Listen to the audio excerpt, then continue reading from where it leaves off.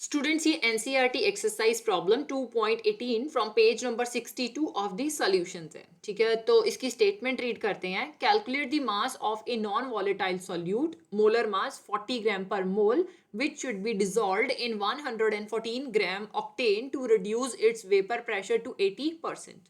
ठीक है, आपसे बोला गया है कि आपके पास 114 ग्राम ऑफ ऑक्टेन प्रेजेंट है। बताओ कि आप इसमें कितना mass of non volatile solute add करोगे जिसका मोलर मास 40 ग्राम पर मोल है, जिससे कि vapour pressure of 114 gram octane reduce होके 80% रह जाए। राइट, तो अब इसमें हम फॉर्मूला कौन सा यूज करेंगे? Relative lowering in vapour pressure. So P A not minus P A by P A not equal to X B वाला।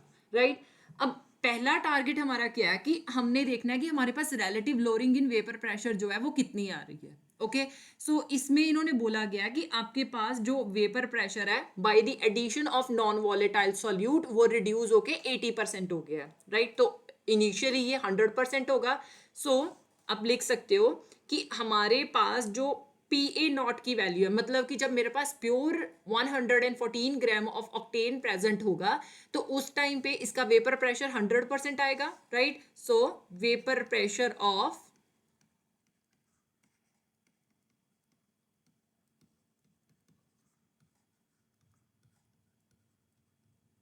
प्योर ऑक्टेन इक्वल टू, हम 100% अज्यूम कर लेते हैं क्योंकि यहाँ पे वेपर प्रेशर जो है वो परसेंटेज की फॉर्म में गिवन है। ठीक है, फिर उसके बाद आपने नॉन वॉलेटाइल सॉल्यूट इसमें ऐड कर दिया, तो उससे जो वेपर प्रेशर था वो रिड्यूस होके कितना हो गया?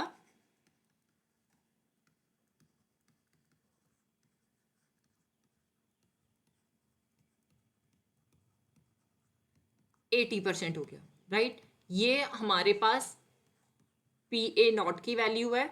ठीक है, और ये पी ए की वैल्यू है। तो पहले हम relative lowering in vapour pressure देखेंगे। राइट, सो यहाँ पे हम वैल्यू पुट कर सकते हैं। So P A not minus P A by P A not equal to, P A naught की वैल्यू 100% है माइनस पी ए की वैल्यू 80% है divided by again P A naught, तो ये 100% आ गया। राइट, 100 माइनस 80 20 हो गया। ठीक है, डिवाइडेड बाय 100, तो हमारे पास relative lowering in vapour pressure कितनी आ रही है? 0.2।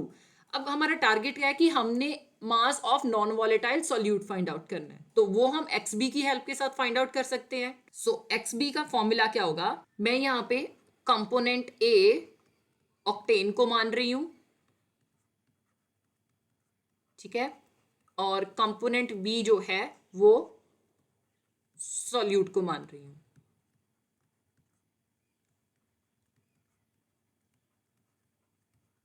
अब अगर हम देखें तो हमें mole fraction of component B find out करनी है, मतलब mole fraction of solute find out करनी है। तो उसका फॉर्मूला क्या होगा? N B by N A plus N B, number of moles of solute divided by total number of moles present in the solution। ठीक है, solute यहाँ पे हमारे पास एज इट इज हम solute ही ले रहे हैं। Number of moles of solute का फॉर्मूला क्या होगा?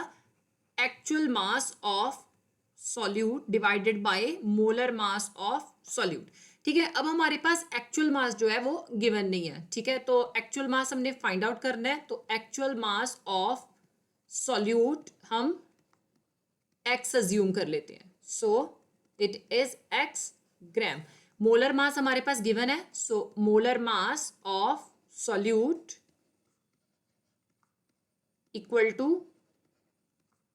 40 ग्राम पर मोल आ जाएगा। राइट, तो ऑब्वियसली हम यहाँ पे वैल्यू पुट कर सकते हैं। So N B equal to actual mass x gram आ गया डिवाइडेड बाय मोलर मास हमारे पास 40 ग्राम पर मोल आ गया।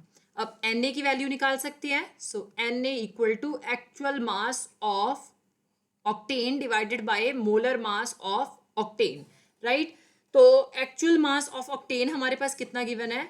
You can write actual mass of octane equal to 114 gram. Molar mass of octane, ये हम atomic masses add करके find out कर सकते हैं. सो इसका molecular formula is C8H18, right. So atomic mass of carbon 12 gram per मोल, हमारे पास 8 carbon atom है, so into 8 हो जाएगा, plus atomic mass of hydrogen 1 gram per mole, 18 hydrogen atom है, सो इंटू 18 आ गया. सो 12 इंटू 8, ये हमारे पास 96 ग्राम पर मोल आ गया, right. Plus 1 into 18 ग्राम per मोल बन गया. सो 96 प्लस 18 114 ग्राम पर मोल आ गया. वैल्यूज पुट कर सकते हैं. So Na equal to WA 114 ग्राम है, divided bye Ma 114 gram per मोल है. अब आप दोनों वैल्यूज जो है वो मोल फ्रैक्शन के फॉर्मूले में पुट कर सकते हो. XB equal to NB by Na plus NB. अब NB की वैल्यू हमने कितनी फाइंड आउट की है, that is X gram by 40 gram per mole divided by Na 114 gram by 114 gram per mole, plus NB X gram by 40 gram per mole. सो ये 114 इसके साथ कैंसिल हो गया. ये जो आपके पास डिनोमिनेटर में वैल्यू है, आप इसका एलसीएम ले सकते हो. So it is XB equal to X by 40 gram per mole bye, यहाँ पे ये जो ग्राम है इसको हम इसके साथ कैंसिल कर सकते हैं, ये ग्राम को आप इसके साथ कैंसिल कर सकते हो, राइट. सो ये डिनोमिनेटर में मोल इनवर्स है, न्यूमरेटर में जाके ये मोल हो जाएगा. सो 1 मोल प्लस X बाय 40 मोल आ गया. दोनों का आप एलसीएम लोगे. सो XB इक्वल टू, ये वैल्यू हम एज इट इज ले लेंगे, X by 40 gram per mole आ गई, डिवाइडेड बाय, अब यहां पे हम 1 एज्यूम कर लेते हैं, तो ऑब्वियसली 40 इंटू 1 40 हो जाएगा. 40 डिवाइडेड बाय 1 40 इंटू 1 40 मोल आ गया, प्लस 40 डिवाइडेड बाय 40 1 आ गया, 1 इंटू x मोल बन गया. अब ये जो हमारे पास डिनोमिनेटर में वैल्यू है, इसके डिनोमिनेटर के डिनोमिनेटर में भी वैल्यू है, तो ये रिवर्स हो जाएगी, right. So it will be XB equal to X gram by 40 gram per mole